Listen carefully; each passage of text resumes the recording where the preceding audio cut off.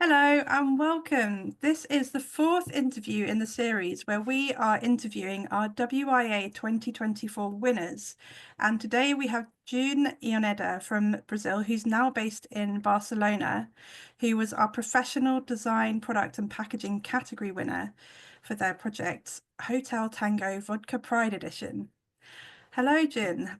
Thank you for coming. And can you tell us more about yourself and your illustration practice, please? Hello, thank you for having me. Yeah, sure. So, as she said, I'm an illustrator from Brazil, and I currently live in Barcelona. And so I've been working with illustration for more than 10 years. That's what I've been doing for my whole life, basically. And I'm also a graphic designer, but a couple of years ago, I decided to dedicate myself fully to illustration and also kind of like administration in a way, because I also run a studio in Brazil that is called Vodka. So it's where I usually create illustration projects that have different kinds of aesthetics that go more with branding and in very different techniques. And I often collaborate with other illustrators and direct projects in my studio. And I also have my other side that is a little bit more personal, which is where my project that won the WIA was born from. So I also have my work as a professional illustrator, but like as a solo artist. So I've been doing that for a while now, and I mostly work with digital art, but I really like exploring different techniques and different types of illustrations. And yeah, nowadays I'm represented by Snyder and Poco, and yeah, I think that's it. Fantastic. Thanks for giving us a bit of an insight into who you are and what you do.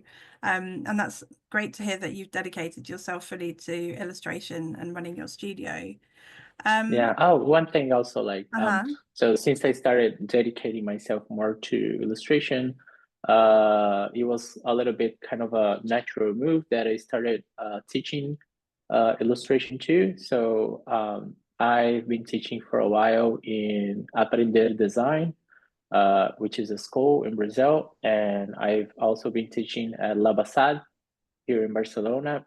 So it's also something that I really enjoy doing, because I think that it's sometimes being an illustrator can be a little bit of a lonely profession when you're a freelancer, when you're working by your own, and it's a little bit harder sometimes to get guidance for how you should take your career to a place, because um, college wise, it's a little bit different as a profession than like something a little bit more traditional, you know. So sometimes I was a little bit lost in my career, and I didn't know like exactly how to um, where to go with it. And I see that a lot of young people also go through that. So I'm really happy to teach illustration and be able to kind of like help people with that part of the career, because I think that's really important. That's so great. Yeah, I think that's wonderful when you see more experienced illustrators giving back with their experience and their knowledge, whether that's through mentorship or teaching. So it sounds really rewarding from your side as well, but I'm sure your Yeah. students learn a lot from your experiences and your knowledge. Thank you for sharing that. So we really wanted to talk about the project that you entered into the World Illustration Awards 2024. It was entered into the design, product and packaging category. But can you tell us a bit more about why you decided to enter that particular project? Yeah, I wanted to win. I'm kidding. But like also, yeah, but I also, it's it's what I said about like career too, because you see people getting in the long list and short list and winning, and you see illustrators that you admire being part of it. So I also wanted to be part of it in a way.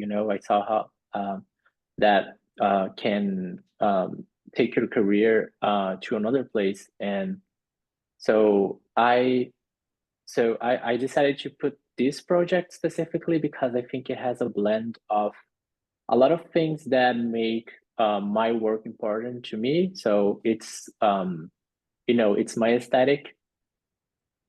Sorry, I think my connection was a little bit off. So it's my aesthetic that I really cherish, and that it took a lot for me to create because it reflects a lot about my interests, about like video game and Japanese culture and queer culture and fashion and etc. So besides that is also a bottle of vodka that is especially made for Pride. So that also means a lot to me and to my work. So, and because it turned out so cute, and it was a project that I was very happy with because the client was like super happy when I made it, and we basically didn't do a lot of reviews. I think we basically didn't do any, if I'm not wrong. We just like it was like the first time that I sent it, they were like super happy with it. So it's also a project that everyone was happy by the end. And so I thought it was like the best one to enter for that year. And I think it was like, I think that to have the recognition for that is super cool. Yeah, well, it obviously really stood out to our judges, and that's why it got through to the very final stages. Um, so yeah, you said why you decided to enter it, and did you create it for a particular reason apart from the fact it was a commission? You said it was close to your heart with the fact it had the Pride theme. Were there any other reasons you created it in that particular way? Yeah, there are some symbols that I thought about when creating this project. So there is the tiger that I often use in my work as a symbol of many things, like depending on the project. In this one, I think I often like to portray the tiger with the queer with the, like in a queer context, because as much as we have to celebrate and it's cute, and we have to put like the rainbow and etc. I also think that we have to remember that we have a lot of strength, we have fierceness, and there's a side that comes sometimes with a lot of anger because we might not be treated well in the world, but it's also a sign that we have to stick to our truth and not makes ourselves small for the others. So the tiger is a symbol that I really like, that I put in there. And there's like the little angels that kind of like represent the non-binary people, because I'm not like Christian or anything, but angels are known for being not having sex, and I think like non-binary people like incredible, so they're kind of like angels. So there's like the symbol too, and I wanted to have a representation of as much as possible things that I could have in this packaging, but also like in a very cheerful way. I've said that a couple of times about this project that uh, I think it's important for us to remember to also like celebrate, because we can go through tough times and we have to fight as a community a lot of times, but if we forget to celebrate and have fun, we kind of like forget what we are fighting for, because we fight for our lives to be good and be cheerful. So we also have to remember to do that. And in Brazil, there's like I don't know if like in other countries that that happens too, but there's the same but the people don't use it that much now, but they did for a while, a couple of years ago, that um like to party is to fight against something. And I think that's true because, you know, to show that you're resilient and to have fun and that you deserve to have that space and that in your life is also like a way of imposing yourself and um, um, like creating your space in society. I love that. That's so much amazing detail and really gives us an insight into your creative process as well, which is so Thank you. interesting. This is why we love interviewing our winners and anyone who's involved in the awards that gets through to this final stages, because it's so fascinating hearing about what inspired the illustrators like you to create your projects. And that's why the awards is hopefully, you know, that's why we do what we do, because we want to give people like you and other illustrators a platform to tell your stories through your projects and share your passion. So being part of the awards process, can you tell us what you enjoyed about becoming part of the long list and then the short list and then being selected as a winner at the end of last year? I mean, it's very interesting because it's kind of like this build up that happens. You know, you kind of like there's like this expectation. So I think that part is like super cool because, you know, each step you have like a lot of celebrations throughout the whole process. So I made it to the long list and the short list and etc. And I think that I really enjoyed how I was like getting a lot of recognition like a lot of times, but I also liked to, because to see if I won I have to like go to the Instagram or like go to the website and, you know, the WIA Instagram posts us, and so we go there and see it. So we also get a lot of opportunities to see other work and other illustrators.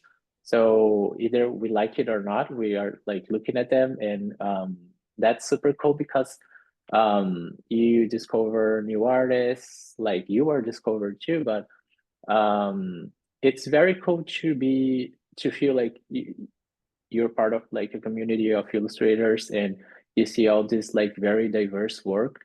Um, so yeah, I think that's like one of the coolest parts because sometimes we kind of get together with the people that have like kind of the same style or like are in the same space of illustration. And sometimes we have like this view that is a little bit narrow about the market. So to see all those very different types of illustrations getting recognition as well is very, very cool. That's so lovely to hear. And yeah, that's a very good point, is because it's the World Illustration Awards, we are having illustrators enter from all over the world. And although the AOI that we that runs the World Illustration Awards is based in the UK, what it means is that we get to see illustration from so many different countries, including Brazil, where you're from, and that's the lovely thing. You see, it's a great way of seeing what the illustration industry is looking like at this, you know, at the time that we do the competition. So it's always a little snapshot of trends and themes and yeah, and details that illustrators are interested in and what sort of materials and techniques people are using. So I'm really glad to hear that it's very inspiring from that point of view. And the community that you talk about is because as a shortlister, you get access to online meetups that we host, and also as a winner and shortlisted illustrator, you get to come to our online awards night, which is super fun and a really lovely way to celebrate the winners and the highly commended illustrators. So that's really good to hear that you've enjoyed that part of the process. So since winning, or even since being longlisted and shortlisted, what impact would you say winning the award has had on you? Has it increased your confidence or led to new commissions or new clients? Has it increased your social media following? Anything else you want to tell us about? Well, it definitely increased confidence because it's such a like when you say it, it's such an amazing title. Like, I'm not gonna lie, like, oh, I won the World Illustration Awards. Like, even like for friends and like for family, it's very rewarding and very like uh you feel like your work has reached a point of very uh, big recognition. So that definitely has an impact on confidence. I've also, I've noticed how, you know, I've got like a lot of followers from like all the posts and from the whole media that goes around the winners. So that's also a very cool part. And I think that I really noticed that people um, take notice of that when like either clients or like agency they like post you. So that part also allows me to like sometimes does allow me to value my work a little bit more. Not that I didn't value before, but you do feel like um people are more willing to value your work because you have that such a cool title, and that's also very good. But yeah, I think that uh really a lot of things come your way and increase like followers and increase like how people approach your work and approach you. So yeah, it's only good news. That's great. So it's been a really positive experience. That's really good to Yeah, hear.